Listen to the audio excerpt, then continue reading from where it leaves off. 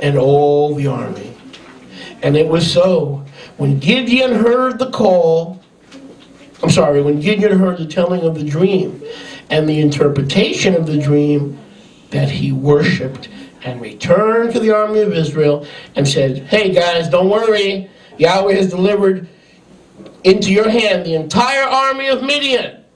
So Gideon heard a dream and the interpretation of a dream, but did not know it was a revelation from Yahweh until he worshipped Yahweh. When Gideon worshipped Yahweh, he knew if the dream and the prophecy was true. Sometimes Yahweh shows Rabbi Moshe some things that you'll never understand, and shows other men and women of Yahweh things that you'll never understand unless you worship. And when you worship, he will show you that these things are real, that these things are true, that these things are correct. Amen.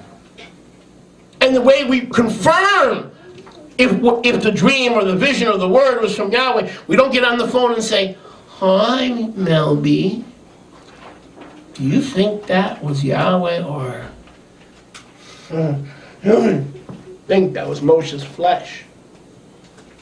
I think it was Moshe's flesh. Instead of thinking if it was my flesh, start worshiping Yahweh, and he'll show you if the dream, the word, or the prophecy.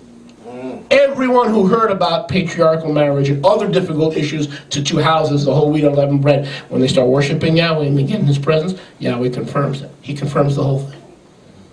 You don't have to sit there and wonder. So Gideon confirmed the entire thing by worshiping and the victory over Midian. And worship gave Gideon something that he couldn't get any other way. What's that? Strength. Look at this. The worship of Yahweh turned into the sword of Gideon. Look at verse 14.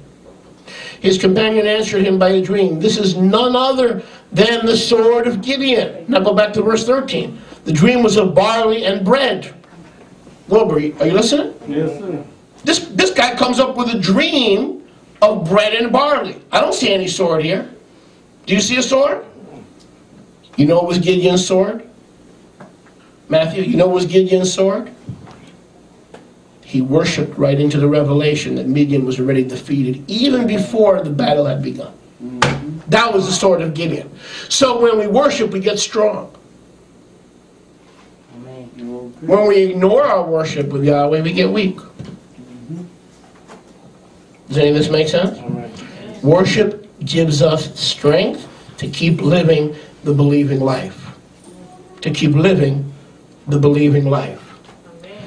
Shmuel Aleph, 128. Shmuel Aleph, 128.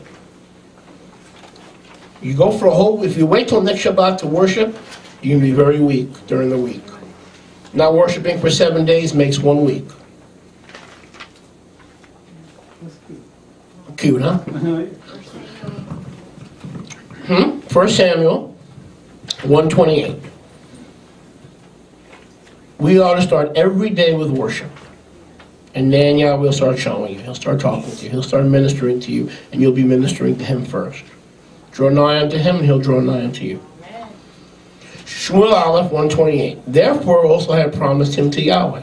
Talking about Hannah promising Samuel. As long as he lives, he will be given to Yahweh. And she worshipped Yahweh there. What gave her the strength? What gave Hannah, my mother's name, what gave Hannah the strength to turn over her child to Yahweh's service when that was her only child? And she was barren. Worship.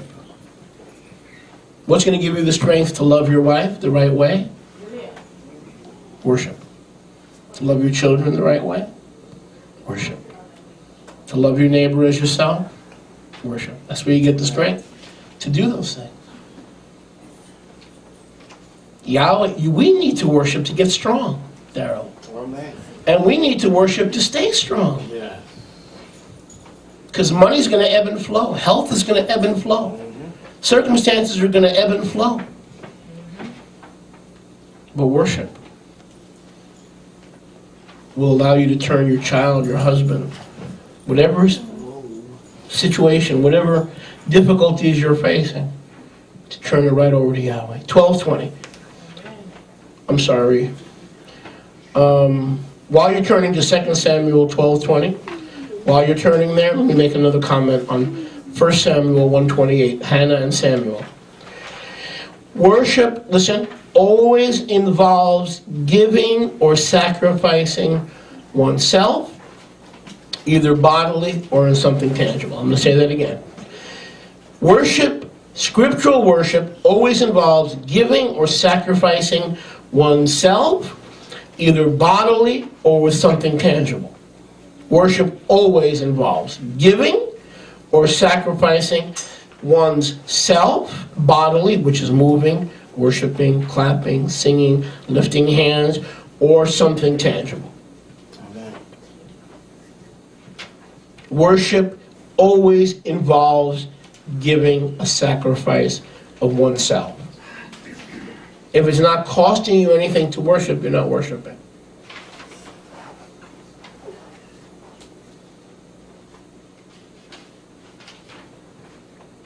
You got that? What's it costing you? Pride? Mm-hmm. Maybe. Reputation? Mm-hmm. Maybe. People's opinions? Maybe. Insecurity? It may cost you your insecurity to move around and worship and get excited. Maybe. But that's a sacrifice of praise. Worship always involves giving. Abraham didn't just climb, he climbed to give. Moses didn't just climb, he climbed to give Yahweh praise. His time, his effort. Ignoring your children, ignoring your husband or wife for 20 minutes, ignoring your business problems for 30 minutes, and giving him your whole mind, soul, body, and strength. That's right. It costs something. It's always giving, but he gives you much more in return. Can I hear a good amen? Amen. 2 Samuel 12:20. If you're there already, you should be.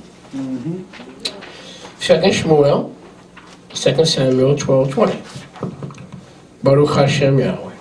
Bless Yahweh, O my soul, and all that is within me. Bless his holy name. 2 Samuel 12:20. Baruch Hashem Yahweh. Now, David arose from the earth. Notice. He just received news that his child was dead. The child died. Well, Rabbi, my child is sick. My child is this, and his child was dead.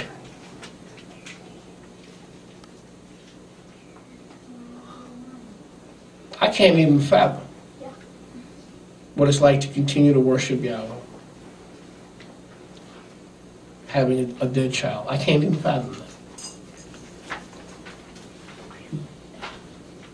I hope none of us ever has to. But look. Look at verse 20. 2 Samuel 12:20. David had just received word that the child, his son, was dead. He rose, he washed, he anointed himself, he changed his clothing, he came into the sanctuary of Yahweh, the house of the Temple Mount, the Beit HaMikdash, and he began to worship. And when he had worshipped, he returned to his own house, Bayit. He ate, and he was able to be strengthened. To be strengthened after his child had been killed, had died, his baby. You see that? He had the strength to go on. Worship will give you the strength to go on. Yes. Worship will give you the strength to go on. And the solutions will come, and the revelations will come, and the intimacy will come. But notice what David did, Cecile. He stayed down, he put his head in his lap, went online to WebMD, ordered Vicodin and Prozac. Is that what it says?